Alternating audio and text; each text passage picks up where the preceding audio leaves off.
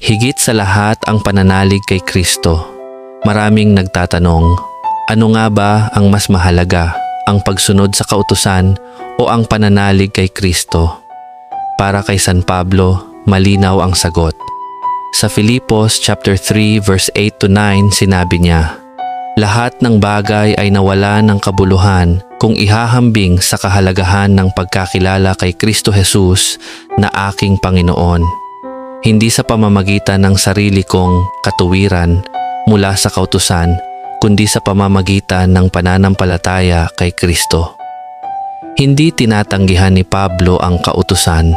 Mahalaga ito bilang gabay, ngunit hindi ito ang pinagmumulan ng tunay na kaligtasan.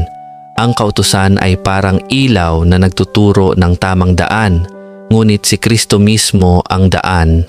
Ang pananalig kay Kristo ang nagdudulot ng tunay na katuwiran sa harap ng Diyos dahil Siya ang nag-alay ng buhay upang tubusin tayo. Makikita rin natin ang ganitong mensahe sa Ebanghelyo.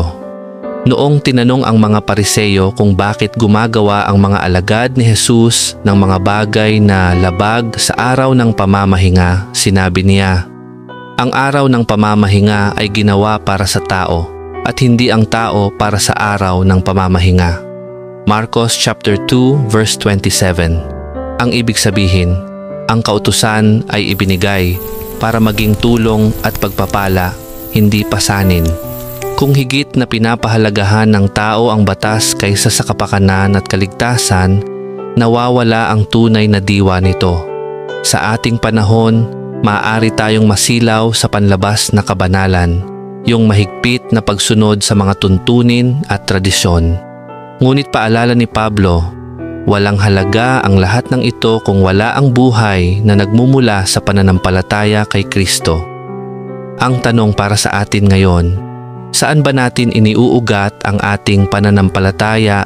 Sa listahan ng mga kautusan o sa personal na ugnayan natin kay Kristo? Ano masasabi mo sa katanungang ito? Ano nga ba ang mas mahalaga, ang pagsunod sa kautusan o ang pananalig kay Kristo? Pag-usapan natin yan sa comment section. Kung nagustuhan mo ang ganitong video, naway i-share mo ito at i-like na rin upang sa ganon tulad mo ay mabahaginan din sila at mabless. Magkita-kita ulit tayo sa aking susunod na video. Salamat at God bless you always.